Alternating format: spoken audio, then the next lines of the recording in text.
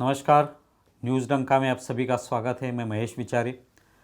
दोस्तों, पिछले कुछ सालों से हम लोग लव जिहाद के बहुत सारे मामले देश भर में इस तरह की घटनाएं घटती हुई नज़र आती हैं और अलग अलग राज्यों में, अलग अलग प्रदेशों में इस तरह की घटनाएं घटती हैं। लेकिन जब इसमें राजनीति उतरती है तभी कोई ये मानने को तैयार नहीं होता। कुछ पार्टियां ये मानती हैं, कुछ पार्टियां ये मानती नहीं हैं। सिर्फ ये कोई आम घटना है, इस घटना में किसी लड़की ने किसी लड़के से प्यार किया और इसमें ये घटना हो गई, इतना ही सिर्फ होता है। लेकिन इसमें हिंदू या मुस्लिम इस तरह का एंगल कोई ढूंढना नहीं चाहता और इस तरह के फिर जो खबरें होती हैं वो दबाई जाती हैं जानबूझकर और इसको बढ़ावा नहीं दिया जाता। लेकिन कहीं ना कहीं लव जिहाद के इस तरह के मामले ये बार बार सामने आते रहते हैं और उसमें बहुत सारा सच भी होता है। लेकिन कुछ तबके में वो जो सच है वो दबाया जाता है, वो खबरें दबाई जाती हैं। उसमें इन किसी भी हिंदू या मुस्लिम व्यक्ति का नाम भी नहीं दिया जाता ताकि उसमें से ये लव जिहाद का एंगल सामने ना आए।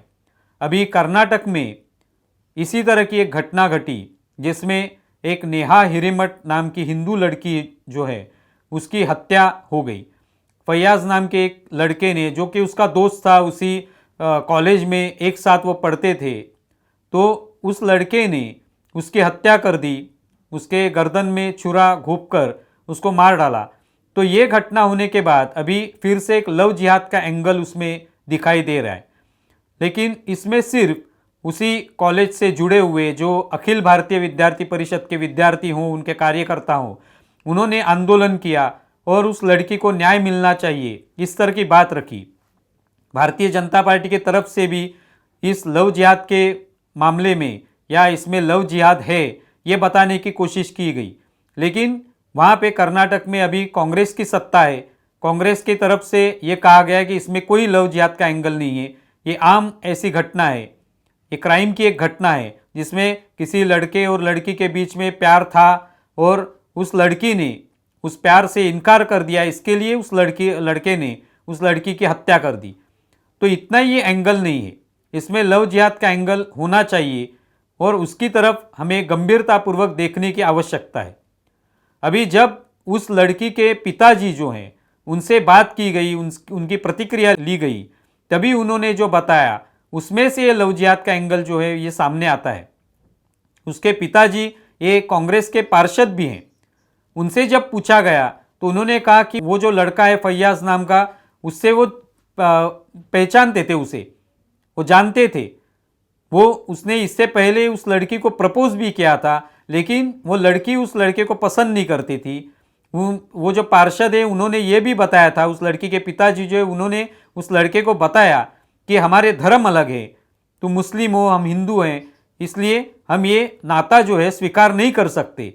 ये उन्होंने बताने के बावजूद फिर भी वो लड़का जो है लड़की को मनाने के पीछे लगा था, उसका पीछा कर रहा था।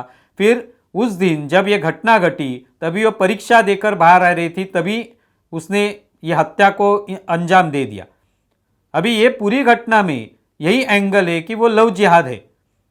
किसी से प्यार करने में कोई गलत नहीं होता, लेकिन अगर वहाँ पे ज़बरदस्ती आ गई और उसमें से फिर अगर ये लड़की मुझे नहीं मिल सकती तो मैं उसकी हत्या कर दूंगा, ये जो विचार है ये एक तरह का लव जिहादी कहना चाहिए। अगर उन्होंने, उसके परिवार ने भी, उस लड़की ने भी अगर ठुकरा दिया है वो प्रपोजल, उसने प्रपोज करने के बाद भी वो ठुकरा दिया है, तो इसका मतलब है कि वो उससे शादी नहीं करना चाहती, उससे प्यार नहीं करना चाहती, तो उसे रुकना आवश्यक था। लेकिन वो ना रुकते हुए उसने हमला कर दिया और उसकी हत्या कर दी। उसके मन में पूरी तरह से ये स्पष्ट था कि उसकी हत्या ही करनी है, उस लड़की को मार ही डालना है। उसने अपने दोस्तों को भी ये बताया था, ये भी मामला सामने आया। पुलिस ने जब जांच की तभी ये भी सामने आया कि उसने दोस्तों को बताया था कि वो लड़की मुझसे शादी नहीं करना चाहती, मुझे इनकार कर रही है, तो मैं उसे मार दूंगा। तो इसके लिए ये मामला जो है ये आम कोई क्राइम की घटना नहीं है, इसमें लव जिहाद है और इसके लिए पूरे समाज में एक मंथन होना आवश्यक है, जो कि पिछले बहुत सारी घटनाओं के बाद बार बार ये बोला जा रहा है कि लव जिहाद के बारे में कानून बनना चाहिए। तो कानून बनना बहुत ही आवश्यक है। लेकिन सिर्फ कानून बनने से ये पूरा जो समाज जो है वो सुधर नहीं सकता। इसके लिए हमें समाज में एक मंथन, एक चर्चा होने की आवश्यकता है कि क्यों ये हो रही है घटना, इस घटना के पीछे क्या कारण है, इसका जो मूल है वो क्या है, उस मूल तक हम लोग जाने की आवश्यकता है।